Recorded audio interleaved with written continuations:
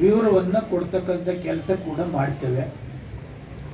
ಇನ್ನು ಸ್ಮಶಾನದ್ದು ಪರ್ವಿಸರರು ಹೇಳಿದ್ದಾರೆ, ಅಸೆಂಬ್ಲಿ ಮುಗಿದ ಮೇಲೆ ನಾನು ಸಾಮಾನ್ಯವಾಗಿ ಒಂದೊಂದೇ ಪಂಚಾಯತಿ ಸಭೆಗಳನ್ನು ಮಾಡಿಕೊಂಡು ಬರ್ತಾ ಇದ್ದೇನೆ. ಈಗ ಆಲ್ರೆಡಿ 4-5 ಪಂಚಾಯತಿ ಸಭೆಗಳನ್ನು ಕೂಡ ಮಾಡ್ತಾ ಇದ್ದೇನೆ. ಇಲ್ಲೂ ಈ ಕಡೆನೂ ಕೂಡ ಇನ್ನೂ ಶುರು ಮಾಡಿಲ್ಲ. ಶುರು ಮಾಡೋದಕ್ಕಿಂತ ಮುಂಚೆ ಎಲ್ಲ ಅಧಿಕಾರಿಗಳು ಕಗ್ಲಿಪುರಕ್ಕೆ ಬರ್ತಾರೆ, ಅಲ್ಲಿ ಪಂಚಾಯತ್ ಜೊತೆಯಲ್ಲಿ ಸಭೆ ಮಾಡ್ತಾರೆ. ಜನಸಂಪರ್ಕ ಸಭೆ ಮಾಡೋಕ್ಕಿಂತ ಮುಂಚೆ ಈ ಭಾಗದಲ್ಲಿ ಏನೇನು ಪ್ರಾಬ್ಲಮ್ಸ್ ಇದೆ ಅದೆಲ್ಲವನ್ನ ಕೂಡ ಸರಿಪಡಿಸ್ತಕ್ಕಂಥ ಕೆಲಸವನ್ನು ಕೂಡ ನಾವು ಕೂಡ ಮಾಡ್ತೇವೆ. ಅದಕ್ಕಿಂತ ಮುಂಚೆ ಸ್ಮಶಾನದಿರ್ಬೋದು, ಹ್ಯಾಂಡಿಕ್ಯಾಪ್ದಿರ್ಬೋದು, ಇನ್ನು ಚೇರ್ಮನ್ ಹೇಳ್ತಾ ಇದ್ರು ಮನೆಗಳದ್ದು ಸಾಕಮ್ಮ ಬಡಾವಣೆದು, ರಸ್ತೆಗಳು ಅನುದಾನ ಕೂಡ ಸಾಕಷ್ಟು ಕಗ್ಲಿಪುರಕ್ಕೆ ಬರ್ತಾ ಇದೆ. ಈಗ ಮುಖ್ಯಮಂತ್ರಿಗಳು ಸದ್ಯದಲ್ಲೇ ಬಿಡುಗಡೆ ಮಾಡ್ತಕ್ಕಂಥ ಅಮೌಂಟು ಕೂಡ ಅದರಲ್ಲೂ ಕೂಡ ಕಗ್ಲಿಪುರಕ್ಕೆ ಸೇರಿದೆ. ಹಿಂದೆ ಮುಖ್ಯಮಂತ್ರಿಗಳು 25 ಕೋಟಿ ಅನುದಾನ ಕೊಟ್ಟಂತ ಸಂದರ್ಭದಲ್ಲಿ 5 ಕೋಟಿ ಹಣವನ್ನು ಇಲ್ಲಿ UGDಗೆ ಕೊಟ್ಟಂತ ಕೆಲಸ ಕೂಡ ಮಾಡಿದ್ದೇವೆ. ಹಿಂಗೆ ಅನುದಾನ ಬಂದಂಥ ಸಮಯದಲ್ಲಿ ಆಯಾ ಪಂಚಾಯತಿಗಳಿಗೆ ಕೊಡ್ತಕ್ಕಂಥ ಕೆಲಸ ಕೂಡ ಮಾಡ್ತೇವೆ. ಈ ಸಾರಿ ಮುಖ್ಯಮಂತ್ರಿಗಳು 50 ಕೋಟಿ ಅನುದಾನವನ್ನು ಬಿಡುಗಡೆ ಮಾಡ್ತೀವಿ ಅಂತೇಳಿ ಒಂದೊಂದೇ ಜಿಲ್ಲೆಯ ಶಾಸಕರ ಸಭೆ ಕೂಡ ಮಾಡ್ತಾ ಇದ್ದಾರೆ. ಇನ್ನು ನಮ್ಮ ಬೆಂಗಳೂರು ಸಭೆ ಕರೆದಿಲ್ಲ. ಕರೆದಾದ್ಮೇಲೆ ನಾವೆಲ್ಲ ಕೂಡ ಅವರಿಗೆ ಆ ಮಾಹಿತಿಯನ್ನು ಕೊಡಬೇಕಾಗ್ತದೆ. ಇದರಲ್ಲಿ ಕಗ್ಲಿಪುರನ್ನು ಕೂಡ ಸೇರಿಸಿದ್ದೇವೆ.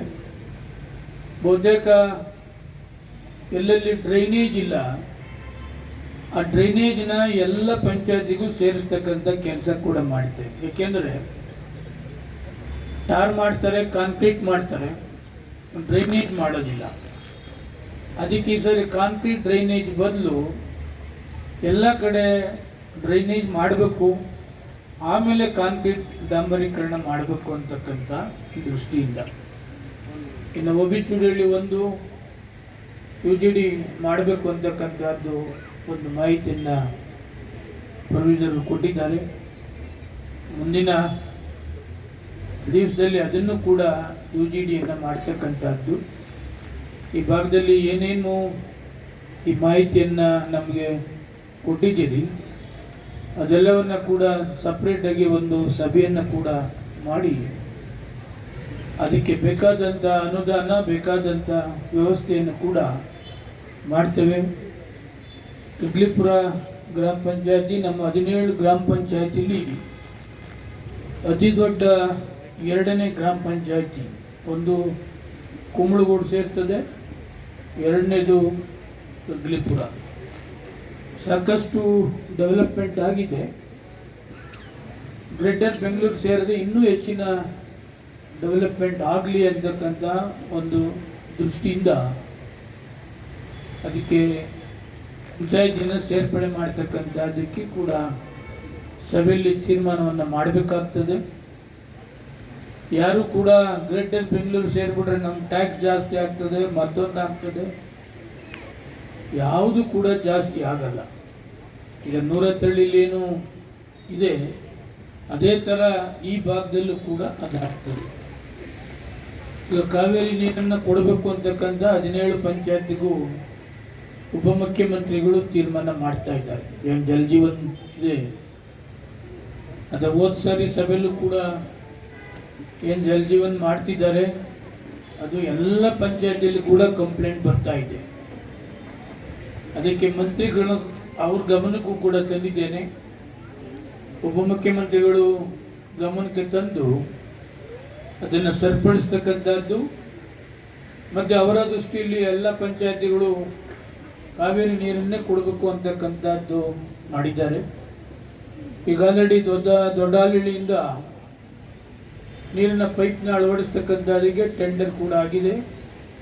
ಸೋಮನಹಳ್ಳಿ, ತರಳು, ನೆಲಗುಳಿ, ಕಗ್ಲಿಪುರ ಮತ್ತು ಅಗರ ಈ 5 ಪಂಚಾಯತಿಗಳು ಈಗ ಆಲ್ರೆಡಿ ಕುಡಿಯುವ ನೀರಿನ ಪೈಪ್ನ ಅಳವಡಿಸ್ತಕ್ಕಂಥದ್ದಕ್ಕೆ ಟೆಂಡರ್ ಕೂಡ ಆಗಿದೆ. ಸದ್ಯದಲ್ಲೇ ಅದನ್ನು ಕೂಡ ಭೂಮಿ ಪೂಜೆಯನ್ನು ಮಾಡ್ತಕ್ಕಂಥದ್ದಕ್ಕೆ ಚಾಲನೆಯನ್ನು ಮಾಡ್ತೇವೆ.